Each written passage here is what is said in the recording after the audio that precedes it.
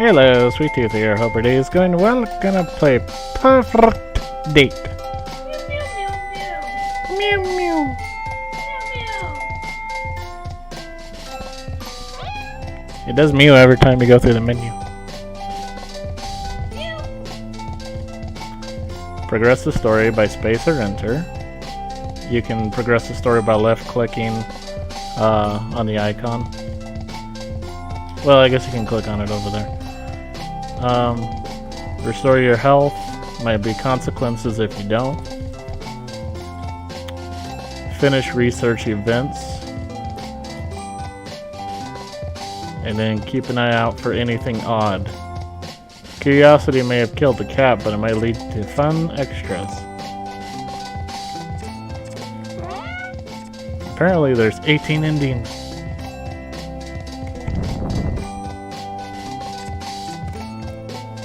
Anyways, game time. New game.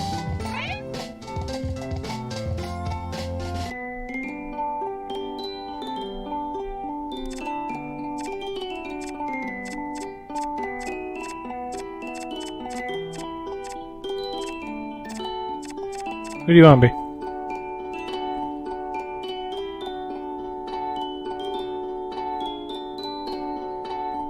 I don't know. I mean, they look normal on the left, but when they get to the right, they look weird. These ones? Yeah, look at the compare the left image to that right image. Ah.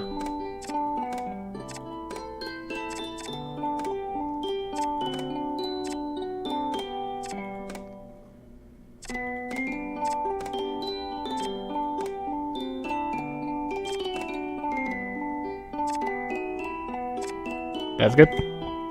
Yeah, it probably looks the most normal.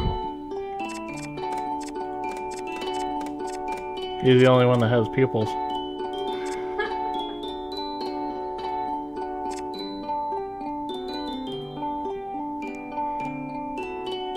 Random name. Nope. Nope. Nope. Nope. Nope. Nope. Felix! Felix. I should have said Dr. Felix. Basic Felix. Protect it. Nah.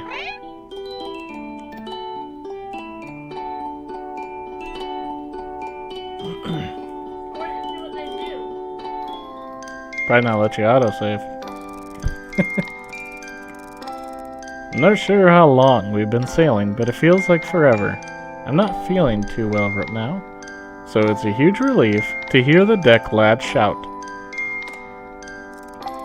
Island approach, make yourself ready. I'm finally here. When I applied last month, I was just another broke student living off of baked beans, and didn't really think I had a chance of being accepted to be part of the prestigious Cat Island research team. God, it's like Sleep Pigeon Nation all over again. Yeah, Pigeon Nation. Yeah, here it is. The little black dot in the distance, growing bigger by the second, is the infamous Cat Island, the place I will call home for the next few months. My heart momentarily skips a beat. What if there's been a mistake? What if they accepted someone else's application and accidentally sent the offer to me? I rummage about in my bag until I find the papers.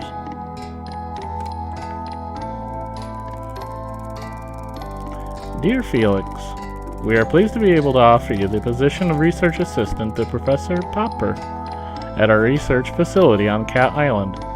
The position will be for an initial period of 8 weeks. Your contract will be sent separately. We look forward to working with you. Yours sincerely, Professor Popper. No mistake. That's my name. Right there in the top left-hand corner, Felix, and there's his name at the bottom, the genius behind this whole operation. Professor Popper, science genius, and my new boss. I look up from my papers to see dry land rapidly approaching before us. It seems to... Yeah, it looks weird. Surrounded by a huge barrier of impenetrable black rocks. As we get closer, we're not slowing down, and I begin to worry that we're going to crash into them. Then at the very last moment, we take a sharp turn to the left, and suddenly we're sailing smoothly towards a jetty through an opening in the rocks. I blow out the breath that I've been holding and break into a smile. Nicely done, Skipper. The ferryman comes out from behind the steering wheel, ignoring my attempts at camaraderie, and shouts rather brusquely. Take all your belongings. We won't be back for days, so don't leave nothing you'll need. Thank you. Smile weakly at the ferryman and his son and pick up my bags, ready to disembark. We glide seamlessly up to the wooden jetty, and the son leaps ashore to tie us off. He's greeted by a bulky man in a uniform, who I take to be a security officer of some kind. Joke. Sir, caught you a mouse. And then he laughs loudly, as though he said the funniest thing he has ever heard. It's very disconcerting. The security guard remains surly and turns his attention to me. Must be having you, then. He holds out his large hand, which I assume is an offer to help me off the boat. But as I reach out to take it, he snatches it away, throwing me off balance so that I almost fall over the side. What a great start. ID card? Oh, I see. Of course. I reach into my back pocket and hand over the laminated card I was given on the mainland.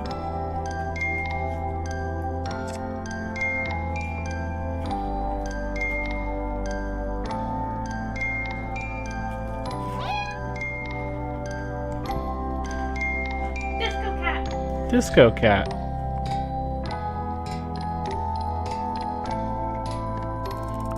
He barely looks at it before striding off, grunting over his shoulder. This way. I follow him down a dirt track path and get my first proper view of the island. It's beautiful, lush and green. I'm already under its spell. After no more than a couple of minutes trekking, we're in base camp, which consists of an assortment of tents and huts. Among them are two more solid-looking structures, one larger and one smaller. I presume these are the labs. These two.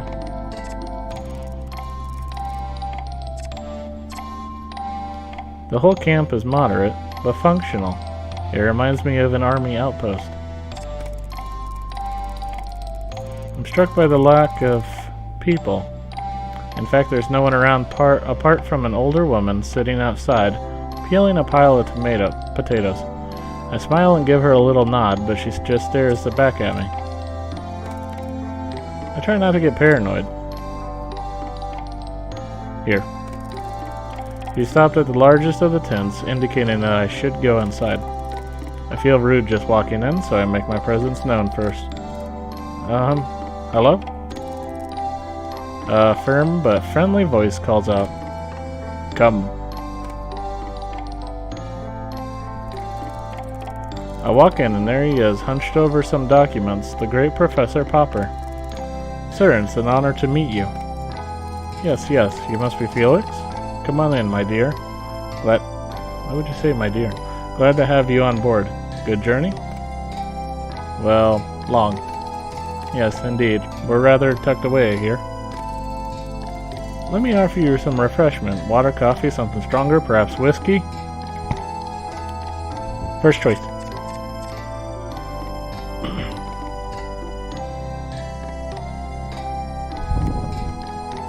Whiskey.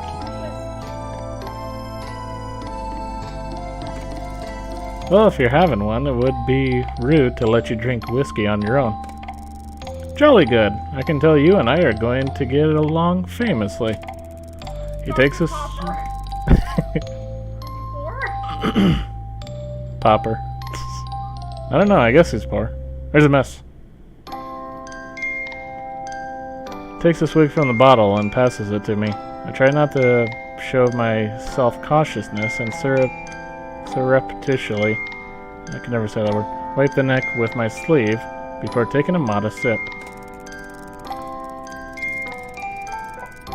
It will take you a while to find your way around and discover how it all works. So for today, I thought I would get you kitted out and maybe introduce you to some of the locals. The cats, that is. I believe you already met most of the human locals. Oh, I've only met the ferryman and the security guard who brought me here. Yes, that's about it. And the lady outside? Ah, Mrs. Marigold. Her and her husband are the caretakers. Wonderful couple, the Marigolds. You'll meet them before too long. We're a tidy little family here, Felix, and I'm sure you'll fit in nicely. Thank you, sir. I hope so. Okay, so first things first, this is your basic kit. He begins going through a pile of things on his desk, explaining each of them in turn. This is your backpack. You can put everything in it. We will be going on plenty of field trips, so it will be very useful. As will your own water bottle. Where are my dates? Where's my perfect dates? Some disinfectant hand spray. Oh, these are heavy-duty reinforced gloves, which are essential when tagging cats out in the wild. Don't want any scratches from felines we don't know now, do we? Suppose not. I shove each item into my new backpack as he gives them to me. Likewise, these goggles are to be brought along on field trips. This slot here. He indicates to a small pile of what looks like laundry. His basic uniform. Lab coats, masks, stethoscope, etc., etc. Portable first aid kit, camping knife with all tools and attachments. Finally, and without doubt, most importantly, this. He holds up something that looks like a mobile phone, except it clearly isn't one. This is your catalog. Catalog? Yes, the name comes from its earliest version. It was initially designed to record and store data on the cats, scan them, and log their details. But as you see, we've come a long way since then. Now you can use it to communicate with the rest of our team. I've added everyone's contact details for you. Listen to music, take photos. There's even a pin that comes with it to insert microchips into the back of the cat's neck so that we can keep track of them. It is a very valuable piece of equipment for you, Felix, and I need you to protect it above all else. Do you understand? He is looking me directly in the eye and clearly expects a response. Yes, sir, of course, I will look after it. Good. You'll get to know all the functions as you go along, but for now I suggest we take a stroll out and see if we can't find a new few friends to introduce to you so that you can try it out. He hands me the gadget. I feel a bit nervous taking charge of it, but also really keen to have a go.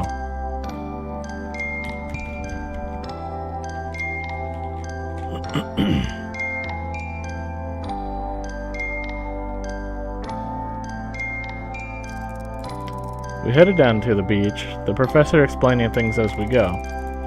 The mixture of terrain on Cat Island is quite unique. Even in such a relatively small area, you'll find forests, mountains, jungle, beaches, woodland, all of these different geological and ecological zones in one place.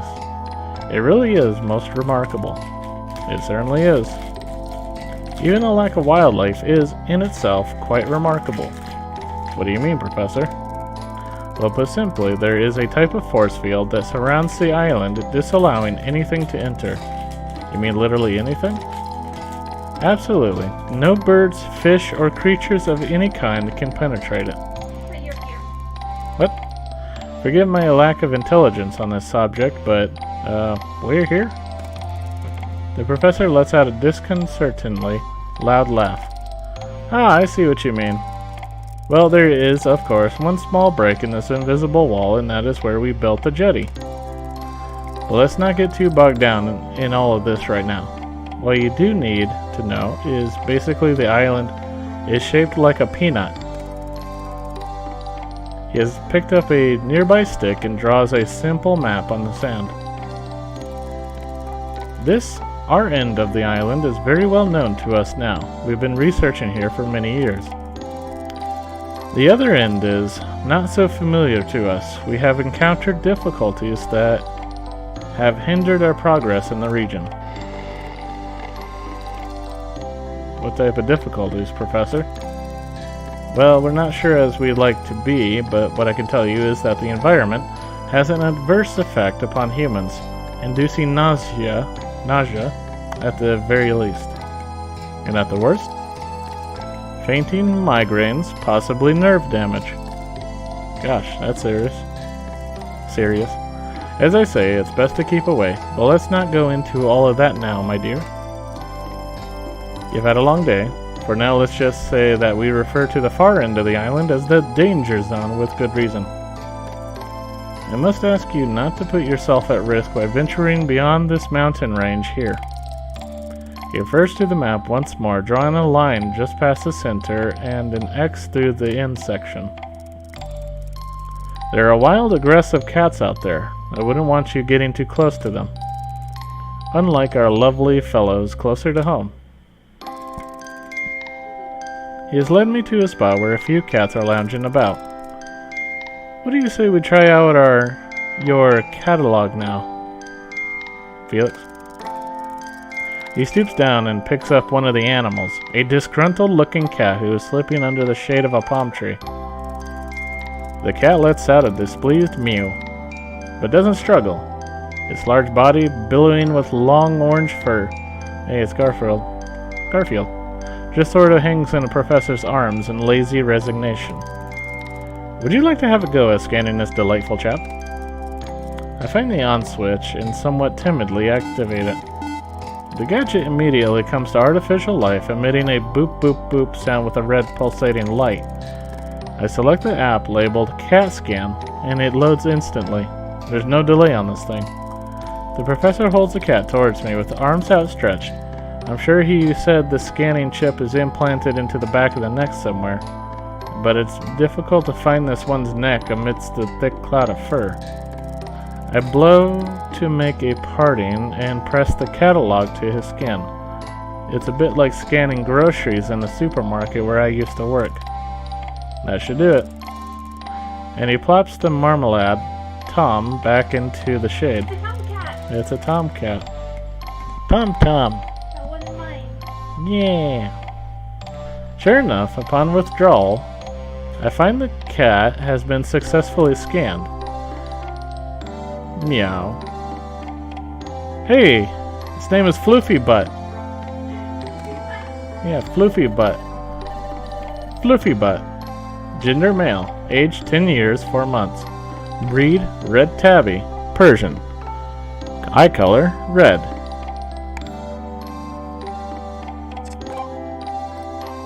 Amazing. Clever, isn't it? A large part of your job here will be to tag and scan the cats, such as Mr. Floofy Butt here. But it looks like you'll have no problems at all in that area. Excellent work, Felix. Thank you, sir. Can't wait to get started. Well, why don't you get a bit more practice with the catalog and scan the rest of them while we're here? These 5 spend a lot of time together. They're like a little family, aren't you? Oh, yes, you are. The professor seems to be a genuine cat lover like me. I think we're going to get on great. Okay, here goes. No help this time. The professor steps back. The first cat I approach is very friendly, with beautiful calico markings. It comes toward me, already purring. Meow. Trixie! This one's Trixie. Yep, that's Trixie. Gender female. Age 3 years, 8 months. Breed Calico American Shorthair. Eye color green. Next is an elegant, sleek, hairless cat sitting gracefully in the sun. She doesn't pay me much attention and allows me to scan her with minimal fuss. Meow. Snooty Booty. Gender female. Age 11 years, 1 month. Breed Sphinx. Eye color blue. The fourth cat I approach is a noisy one. Meow, meow, meow, meow, meow, meow. McMurphy.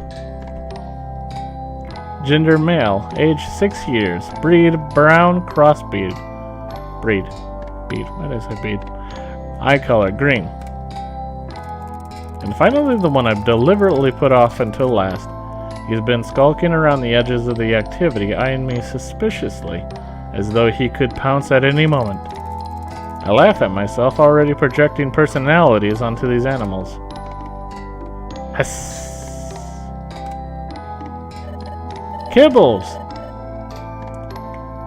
Male, age 3 years, breed white British Longhair, eye color green.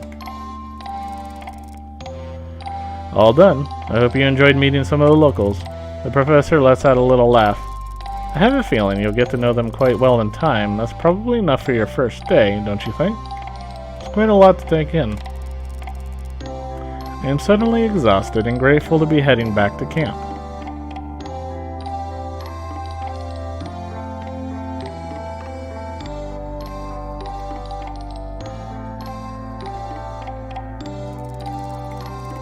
It's quite late by the time I've unpacked and settled myself, but I want to write my journal entry before I sleep. I'm surprised at how chilly it is. I have pulled my sleeping bag right up to my chin, but I still feel goose pimples over my arms.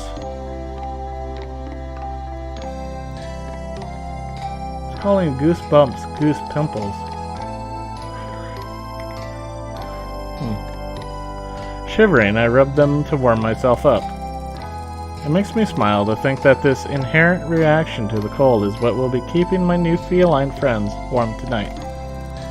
My eyelids close, thinking of cats and the island and the professor. The world around me drifts away as I float up into a dream.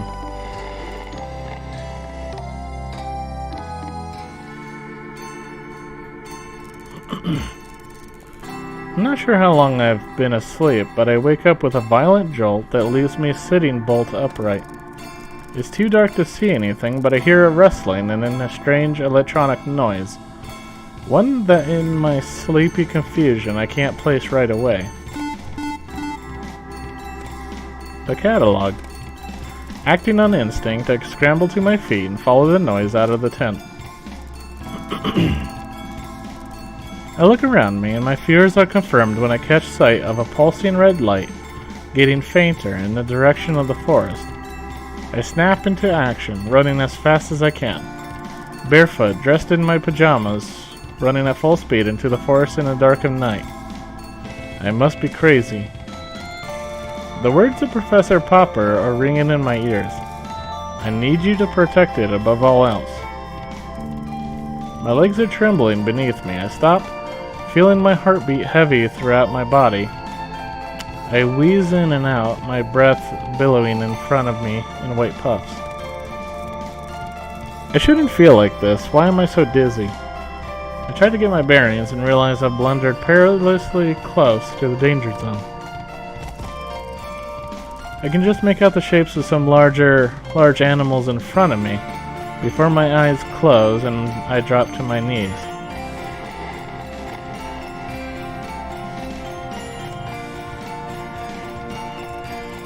I open my eyes. The calico cat I scanned yesterday is sitting in front of me. She drops the catalog at my feet.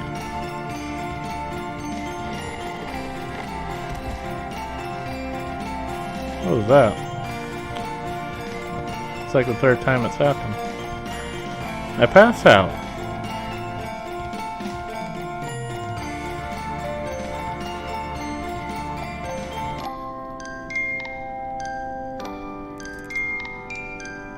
Hello, can you hear me? Are you okay? What is it? Be ridiculous, Kibbles. That's a human. Oh yeah. Yuck. I can smell it now. It smells like a human. I do be quiet. Are they alive? Of course it's alive. It's breathing, you imbecile. Why isn't it moving? Won't you come on and give him some space? Move back a bit. Yes, stand back. Move out of my way. Let me have a proper look. I begin to come to. The Sphinx cat is standing over me as I open my eyes. We stare at each other for a moment while I try to take in what's happening. Is this one defective? Oh, I feel sick. I'm gonna puke. The cats watch me intently. Am I going insane? Ouch, my head. What is it chattering about? They're scared and confused. Let me talk to them. Human, are you alright? You! I remember, you took my catalog. Oh, but I gave it back to you. It's back in your pocket now. Try to reach into my pocket and realize my hands are scratched to shreds. Ow! What's wrong with my hands? I try to stand. Ow, my feet. What happened to me? Yeah, I guess that's from all the climbing? I told you I wasn't ready for that. What's that? Ready for what? Its anatomical structure is far too delicate. I tried to slow it down. Yeah, Floof, you try restraining a human who's that determined. It was like a margay. Its anatomical structure didn't seem that delicate to me. I was like, a what? Doing what? You made your own way back to the beach. Okay, but that doesn't explain. I show my bleeding hands. Ah, you crawled, Kara. Kara? Who's Kara? That's not my name. It's a term of endearment. It's an Irish thing. It's inappropriate. Wait, I crawled? Sure did. Like a cat? Yep. All the way from the mountains? Like a bleeding mountain lion. Impressive. What? But why? Because you got the sickness. Shh. Maybe you should sit down, human. We need to have a talk, possibly a long one. Talk? Yes, that's right. Since when can cats talk?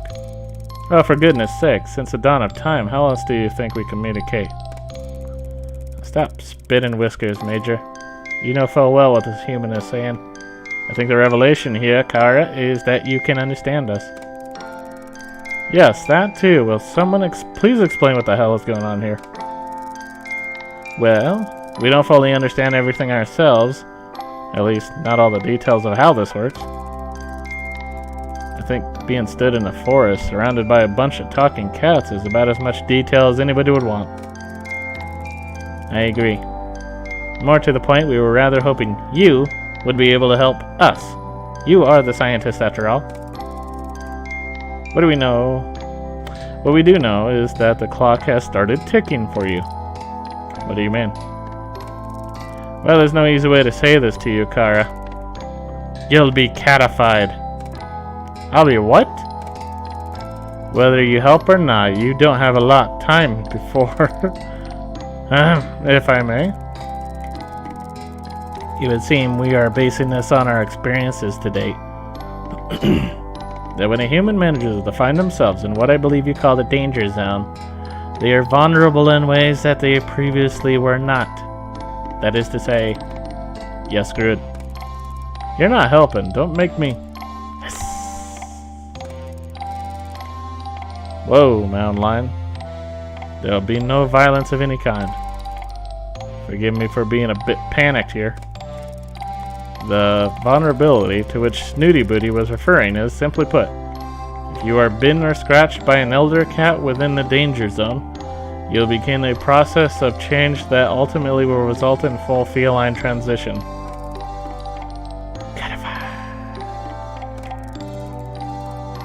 So basically you're telling me I'm a werecat. What? I look down and in amongst the scratches on my right hand are two distinct puncture marks. No, it's a werecat. He's gonna turn into a cat. Oh, a vampire cat. 2 bites.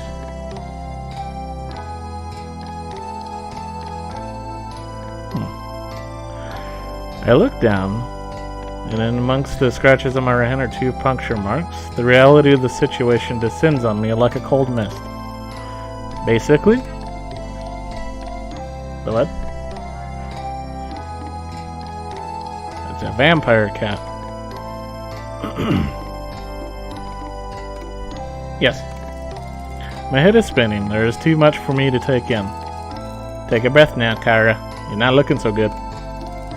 What? If I started to change?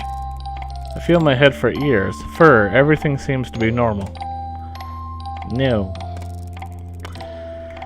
I just meant you're looking a bit shaky. Understandably so. I take a few deep, steady breaths and call myself enough to stay. Okay, so... Why, how, what? Give me some data. What have you got so far? Look, we'll answer anything we can, but the truth is, we have more questions than answers ourselves. So, you said you need my help. What exactly would that entail? Well, finding our friends would be a start. The cats on this island, they're going missing. We don't know what's happening to them, but the body count is rising and we've hit a wall. A wall of ignorance, maybe.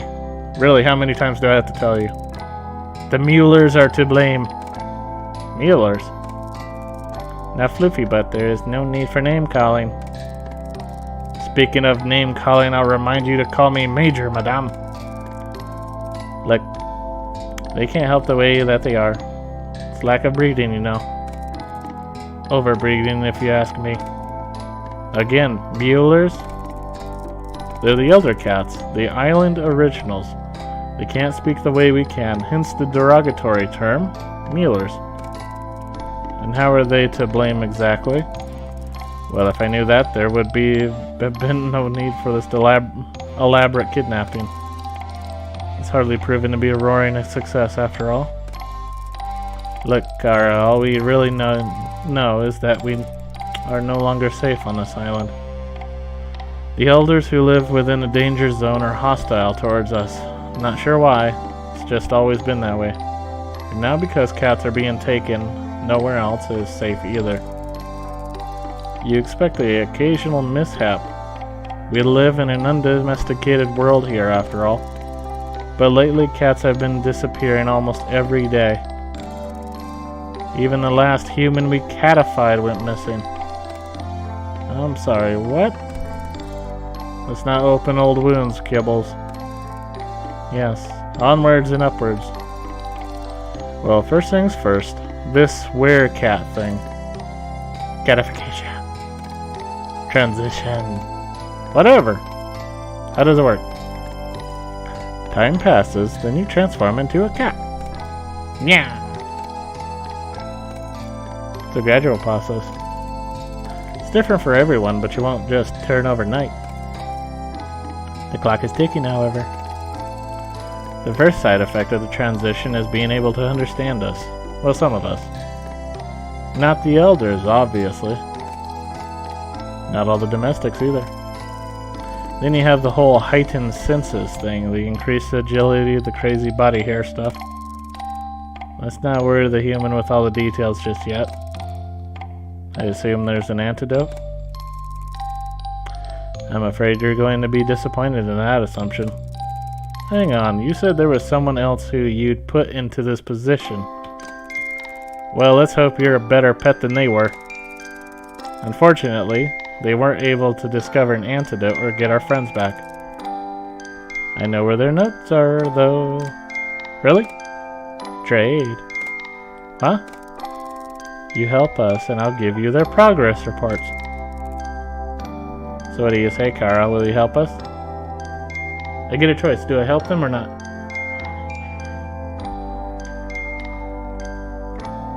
But they're the ones that are trying to catify it. Yes. No.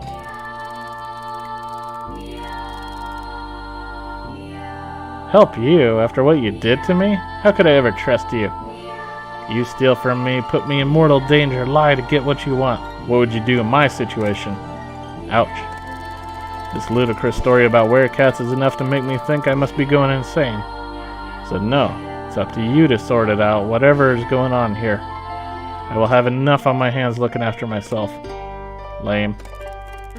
What did I tell you? I knew this human lacked the intellect stamina to be a part of our research. You rude, self-opinionated Moggy. I would sooner turn into a cat than help you. There is a shocked silence. Slowly, the small calico cat pads up to me. So sorry, human. If there was some way I could help you, I would.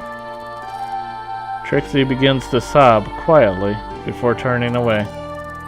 My eyesight begins to blur, but I can just about make out the cats retreating into the thick growth of the forest.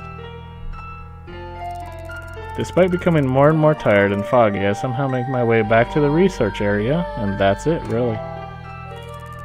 I did plenty of work over the next few weeks on the Cat Island, but I can't remember much of it. Time seems to have slipped by without me not even noticing. I'm sure I did lots of good and interesting work here on the island, but I just can't recall any of it, only vague memories. At the end of the day, I'm really not that bothered. It all feels like a distant dream to me now. I stretch out in the sand, enjoying the midday sun on my fur, lazily licking my paws clean of the scraps left over from my morning feed. Meow.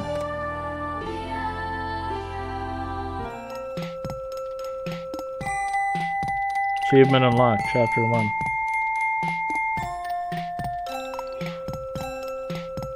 Game over.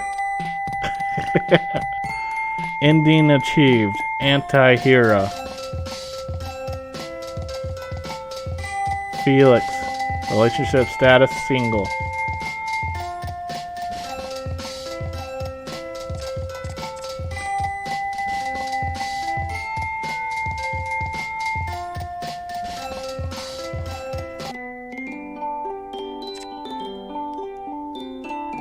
Oh my god, you can't pick him anymore. He's gone. Yeah, you go back to the character select screen and he's gone. Holy crap, you can lose people.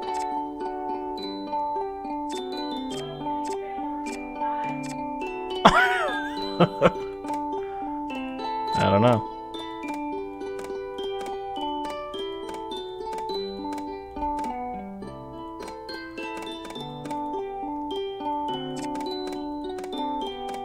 Well,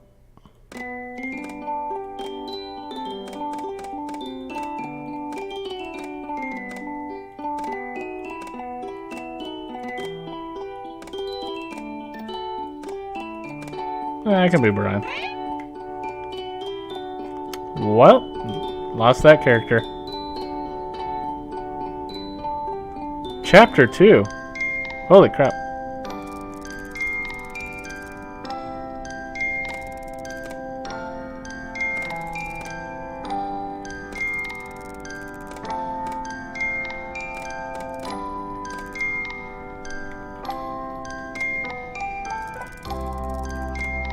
It doesn't say chapter 1, it says chapter 2, and then it begins me just like the first thing.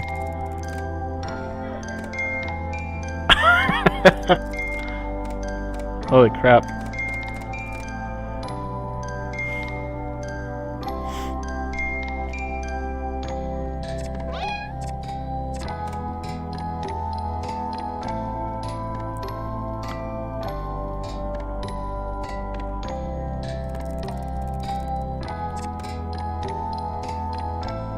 Huh.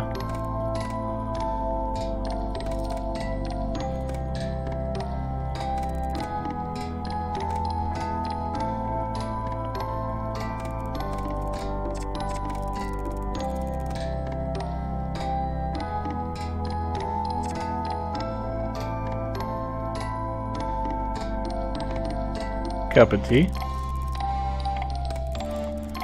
I can tell you're new. The tea here tastes like cat's piddle. You really don't want to drink it.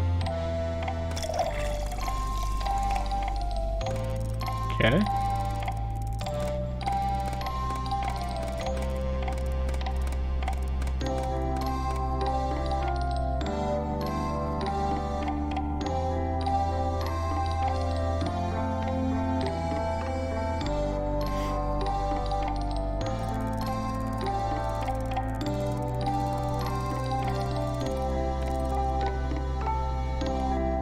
Oh, this is weird. As I unpack and settle into my tent, I notice something odd. A little dugout under my bed. I reach in and pull out an unexpected find, the personal journal of the previous research assistant. The one before me. They must have forgotten it, or left it behind. It's an absolute goldmine of information. It's going to get me up to speed with how it all works around here in no time. However, it seems something else was happening here on the island, something that was troubling them. I get the feeling there's far more going on here than the professor would have me know. In spite of my increasing tiredness, I continue to read, and the journal gets weirder and weirder, to the point where I'm not sure where I am still reading, or if I've dozed off and now dreaming of talking cats and kidnappings. Eventually, I lose the battle and drift off into a deep sleep.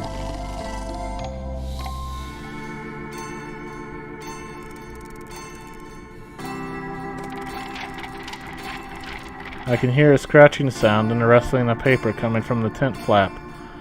It's a cat with something in its mouth. Suddenly, I'm wide awake. No! It has the journal. Wait! But it has disappeared into the night.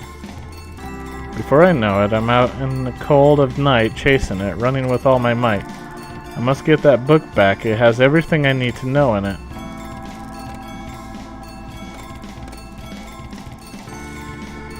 I know I read this in the journal. Something similar happened to the previous assistant. Yet here I am, falling into the same trap. I must be crazy. I slow to a stop. I think I'm going to be sick. I realize, of course, I'm close to the danger zone. Everything goes black and I fall to the ground.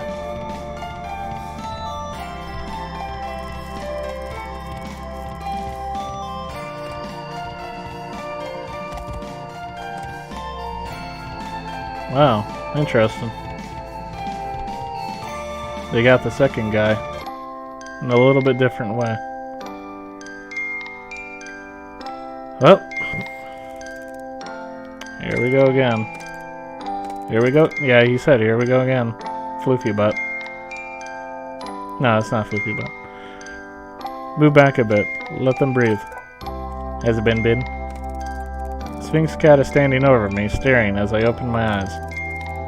Yes, definitely bitten. Look at its hand. Bring my hand up to my face, and through blurry vision I can make out several deep scratches and puncture marks. The cats watch me intently. Is this real? I read something in the journal about kidnapping. Kidnapping, yeah. We're sorry, it was the only way. You stole the journal. Oh, but I gave it back to you. But why did you take it? To lure you out of here, sucker. There's no need for rudeness, Gibbles. What the hell? My head has begun to clear, and I realize that if I can talk to these cats, not only is it all true, but it's already too late. I have the sickness. We need to have a talk, human. No, we don't. I know what's going on here. I read about it from your last victim. Now, Kara, that's not very nice. We prefer to think of you as our champion and friend. McMurphy, you silver-tongued Irish charmer. My reputation goes before me. Oh, I know who you all are from the journal, so let's cut to the chase here. We just did that, dummy. You know what I mean. What happens now? It rather depends on you, human. What do you say? Are you gonna help us or not? What if I just say no every single time?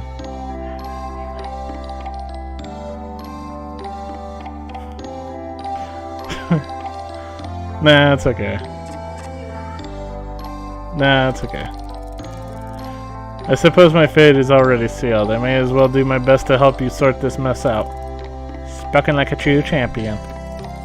Well, let's hope this one's better than last. I doubt that will be too taxing. Unfortunately, they didn't get very far with discovering the antidote or what happened to our friends. My catalog starts beeping. Oh, my alarm. I have to get to work. Go. And thanks for Masal.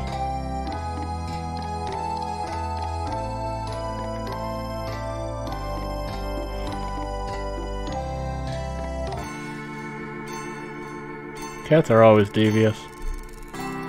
Make it back to the lab fairly quickly, considering how little sleep I've had. I wonder if that's one of the effects of the feline transition. I imagine my agility levels will change. I'm strangely excited about getting to work on the antidote. It's the sort of challenge I love. I'm just about to enter the lab to begin my legitimate work when the catalog beeps a message without any contact information. What? Ominous. I don't have time to work this puzzle out right now. I didn't actually see it. I kind of zoomed past it. I'm already going to be late for work if I don't get a move on. The professor is already working when I arrive, but miraculously I'm not late, so there's no fuss. I get through the day as efficiently as possible and head back to my tent as soon as my work is done. I want to get to grips with finding out all I can as soon as possible. Can we find your first character as a cat? What should I do today?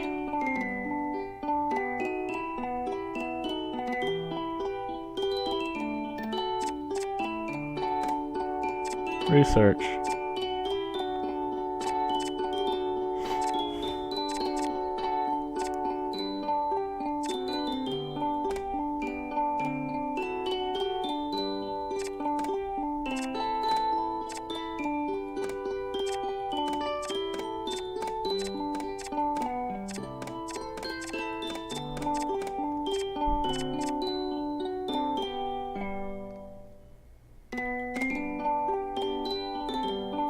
Grooming cats.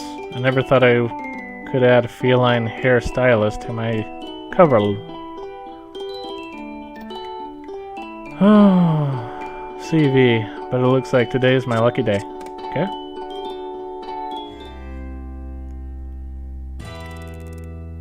Put on my latex gloves and gather my tools. I'm gonna go brush cats, huh? Brush, scissors, swabs, kitty wipes. Can't help but think I've forgotten something. Yeah, I'm gonna brush cats. Do some weird music. Ah, of course, treats. I leave the tent and head for the lab, stopping to stroke a few of the island's residents on the way. Meow, meow, meow, meow. I call out to the lazing subjects as I enter the lab. Looky, looky, what have I got? I shake the bag of treats and the small lab erupts with hungry meows. If you want these, you'll have to behave, okay? I open the first crate, home of the grouchy old Mr. Bumble, and I gently lift him onto the counter to be groomed. Morning, Grumpy. Let me check your ears. No debris, lovely. I have a feeling you may be discharged in the next day or two. He was brought in with a mild infection, slight temperature, weepy eyes, but he seems to have recovered remarkably well. In fact, I'm going to recommend to Professor Popper that we release him by the end of the week. I give Mr. Bumble a cheeky cuddle before I begin to brush his matted fur. Wow, where does all this come from? There's enough fur here to make another cat. Mr. Bumble is beginning to get agitated and lets out a displeased grumble. I know, it's very annoying. Just gotta trim you up a bit, and then you can get back to sleep. He resignedly lets me cut some of the hair around his bum and the back of his hind legs. Aren't you a good boy? Here we go. Nom nom nom. I pour some of the little fish-shaped treats onto the counter, and the ragamuffin practically inhales them. Now let's get you back into your cozy crate. I tuck him away and open the next one. Your turn, Socks. Just to cut a color, yeah? Snort at my own joke and begin brushing the little white cat. He's a lot more lively than old Bumble and keeps trying to bite the brush. Hey, don't make me get the harness, Socks. It's no fun for either of us. Cat seems to understand and settles down, only giving the brush an occasional nip when he thinks I won't notice. Oh, hello, what's this? I notice a little red patch on his neck, just under his chin. Oh no, we don't have botflies, do we? Poor Soxy. I take the magnifying glass out of my inner pocket and examine the inflamed area closer. Ouch! Socks begins to struggle away from me. He must be in quite a lot of discomfort. It's okay, Socks, I'm just looking. I stroked the little cat to try and calm him down. I hate using sedatives on the subjects unless absolutely necessary. After a while, I'm able to get a better look at the wound. There doesn't seem to be anything living under here. I'm relieved I don't have to deal with any botflies. It looks strange. It's like a rash or a sore, but I'm not sure how or where he could have picked it up. I'm wary about how to proceed. Should I clean it with some saline solution or let the air get to it, or should I put some Professor's Soothing Cream 116 on it and wrap it in gauze? I gotta make a choice. Soxy has bumped, I think, on like the neck area. Did I put cream or saline solution on it?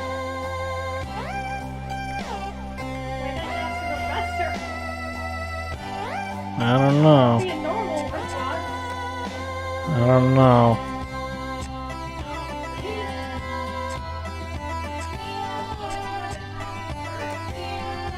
Cream 116 is designed for conditions like this, so I suppose that's what I should use. As I approach, Socks arches his back and puffs up his fur. I'm surprised by his reaction. He's normally quite a brave little soldier. Maybe it stings? I dab a little of the cream onto my arm to see what the effect is. After a few minutes I realize what a twit I'm being. A cream designed for cats is hardly going to affect my skin. I get on with the job in hand and apply the cream to a very peeved Socks. Later that evening I notice a small patch of smooth pale skin on my arm and realize the hair has rubbed off.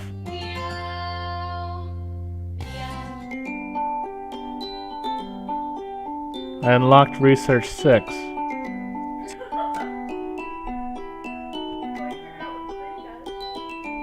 Removes hair, I guess.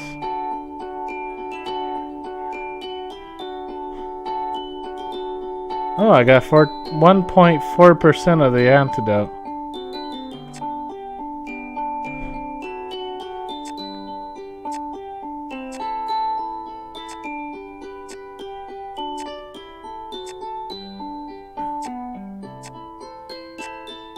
Romance.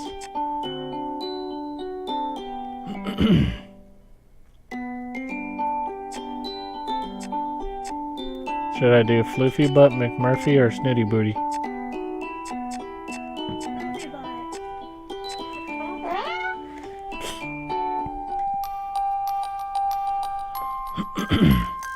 I'm not sure what to expect. I've come to the forest with Floofy Butt for what I assumed would be a pleasant way to spend my afternoon off work, but I have now discovered that he's billing it as an informative afternoon of instruction and practical participation. That sounds suspiciously like a lecture to me. Oh well, as Professor Popper would say, a scientist must keep an open mind. This is something I would normally do alone, but you strike me as a like-minded soul, interested in both gastronomic and anatomic pleasures. Perhaps...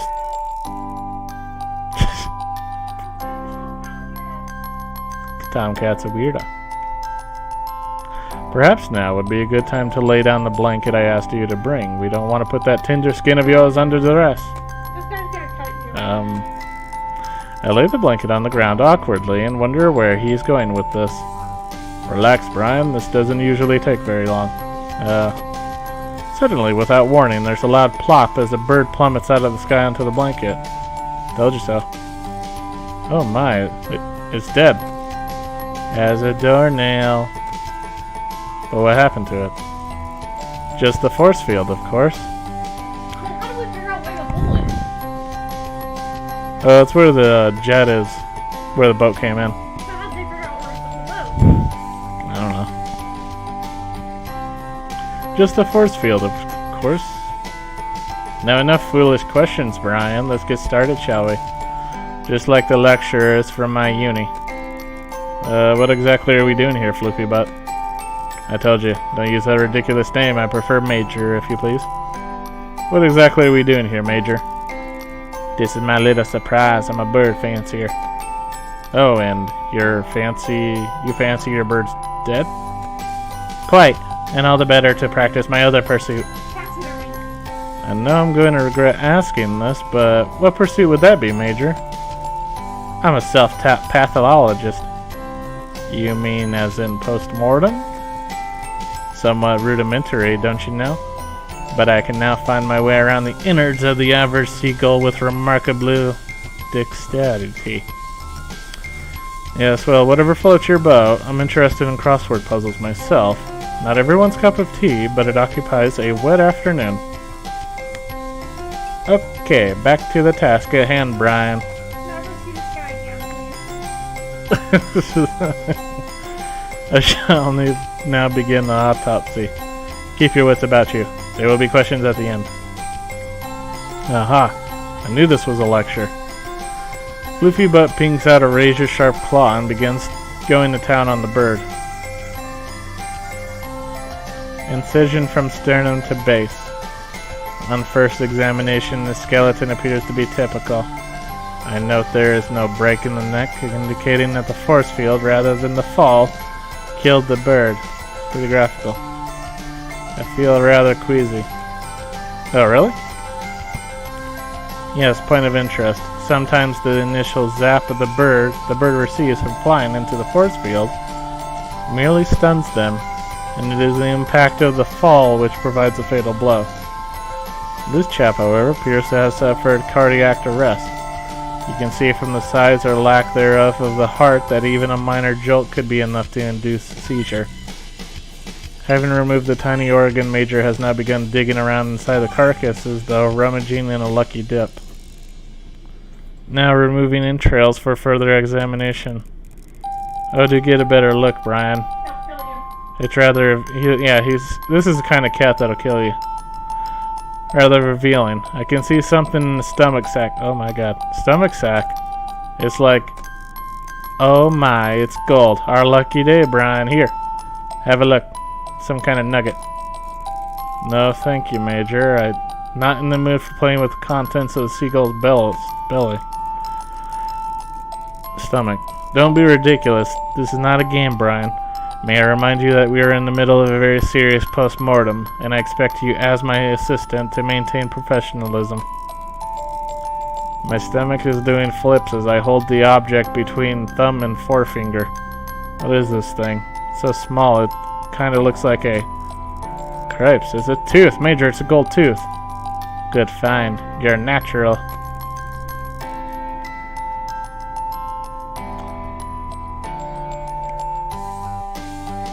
What am I playing?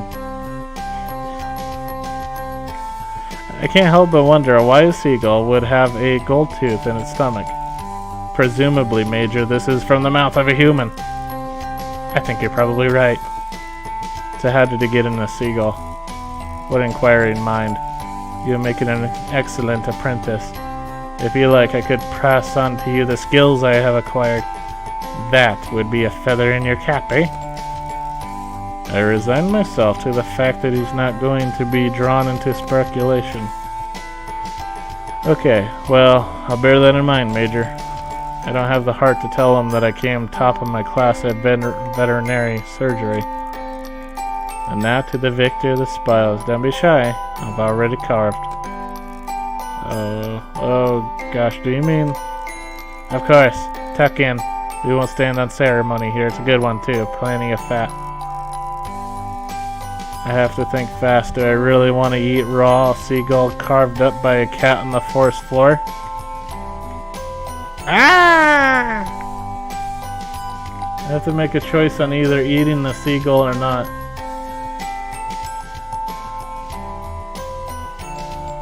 No. There's no way that's going to happen. I don't want to hurt his feelings, but equally I can't afford to be laid up with salmonella poisoning through people pleasing. Cat pleasing even. Oh no, silly me. I didn't realize we'd be having lunch and I ate before we came out here. Well, just a taste then. Oh, Major. Tempting though it looks, I simply couldn't touch a single bite. Nonsense, Brian. I insist. I would feel a very poor host indeed if my guest refused my hospitality.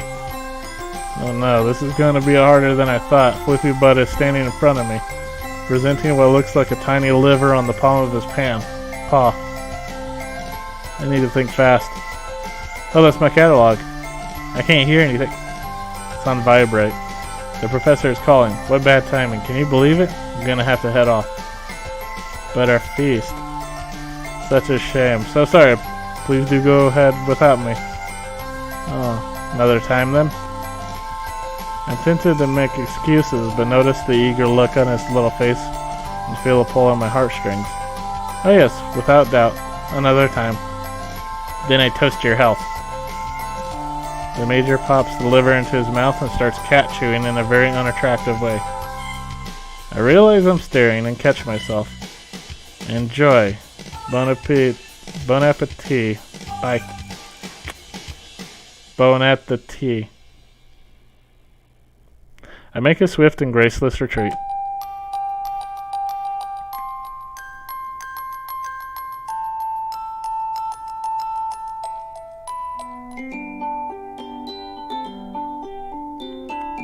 Okay, so I only got 2 hearts left. What is recon?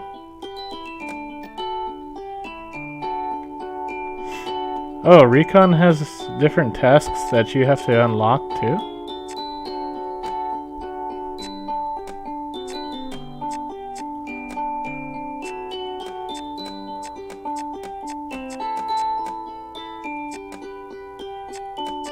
Interesting.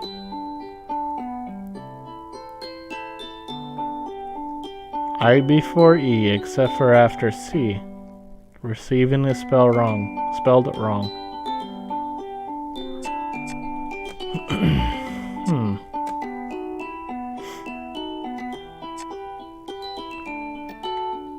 Trixie has been telling me about a strange phenomenon in a nearby rock pool. I've decided it's probably worth checking out. Well, let's check it out. I've taken some time off today so that Trixie can show me the water pools she's been telling me about. I have some sample bottles in my backpack, along with some food and a blanket. If it's nice, we can have a picnic lunch here.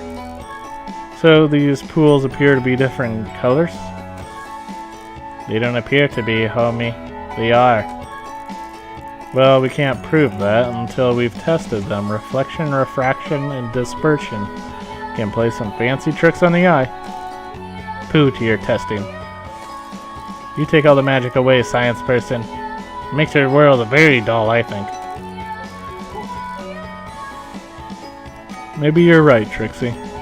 Let's wait and see what wonders you are going to show me, eh? That's right. This way. She's disappeared from sight. I run to the cliffside where she was walking and looking over the edge. I can see that she's jumped to a small rock shelf about 4 meters down from where I stood. Come on, you can do it. Don't be afraid, cat. I'm more concerned about how I will get back up again, actually. There are kinds of steps further along, but this one ways closer to the entrance. Not wanting to appear too much of a killjoy, I clamber over the edge and lower myself down, dropping the last few feet. Impressive, you're getting a feline spring in her step. If you say so. I'm worried I may have twisted my ankle, but I don't want to say anything. Follow me, Springy. She's disappeared again. It's like keeping up with a jackrabbit. Follow my voice. Suddenly, an alarming sound is coming from between 2 rock faces. It's high-pitched, screeching, and very loud. I squeeze through the crevice and am in what looks like a cave without a ceiling. Trixie, stop. The sound is so amplified in this enclosure, it has become deafening. Sorry, homie, but it feels so good. Have a try. What? Yell, shout, scream, sing, at the top of your voice, loud as you can. Oh, really? I feel self-conscious, but I am dying to have a go. You only live once, and it's so fabulous. She makes some noise again, and this time I join in. It's fantastic. The acoustics are something else. It's like an amphitheater. Eventually, we run out of steam, and I flop to the ground, exhausted but exhilarated too. After we caught our breath, I'm ready to push onwards. We'd better get on if we don't want to be back too late. We're here. I'm surprised. I was expecting something more impressive, I suppose. This is the place?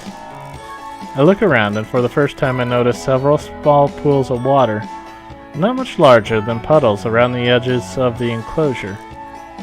Oh, I see. I bend down next to the nearest pool and see straight away that it is the deepest red. It looks like blood. Look at mine. Like liquid sky.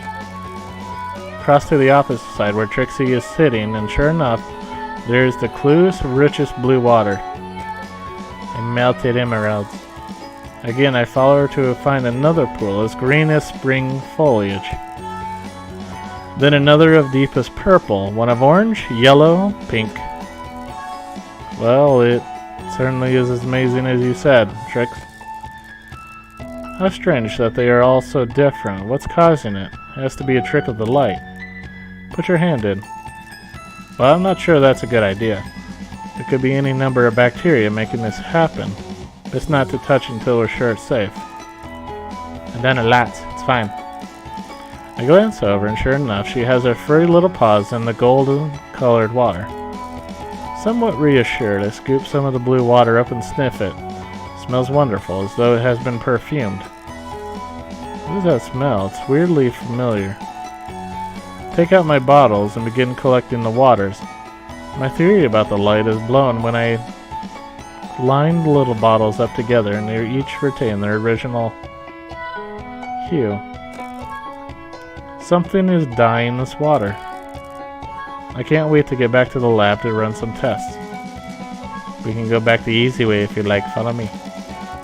We head back along the rock shelf and go past the spot where we jumped down on the way here.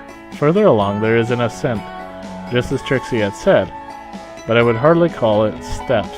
Someone has clearly tried to make a trail here, but it's all a bit rough and ready. Further along still, I can make out a large empty metal drum. It's rusted, obviously discarded from time ago. I get a closer look and see that there is a tap near the base and the remains of a label, but I can barely make out the words. I take a picture of it with my catalog to decipher later. The perfume I smelled in the cave seems to be stronger here. I am very intrigued. Trixie couldn't be less interested in all this. She is happily skipping ahead, looking for a good picnic spot for us. I will have to be patient with my investigations. That's interesting.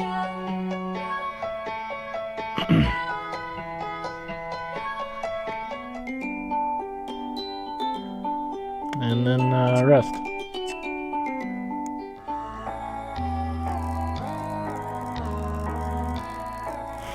I'm in class at my university. The tutor is late, and we're all sitting waiting. I turn to my friend, who sits behind me, to make a joke about the tutor's car breaking down, but my friend isn't there. Instead, there is a giant cat. It looks like an elder. It bares its teeth at me and lets out a menacing low growl. Just as I'm about to scream, the tutor arrives, but it's Professor Popper. You look like you've seen a ghost, Brian. I'm trying to answer back to tell him to look behind me, but the words won't come out.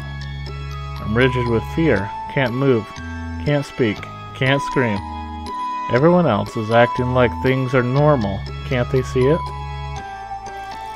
I force myself to turn again and look at the terrifying cat, but it's not there. It's just an ordinary domestic cat, and everyone is laughing at me. Now I see everyone from the island. The Marigolds, Joe, Bob, Zane, Popper, all pointing and laughing. I jump out of my seat to leave, and I'm in bed, in my tent, sat bolt upright. I shouldn't have eaten cheese so close to bedtime.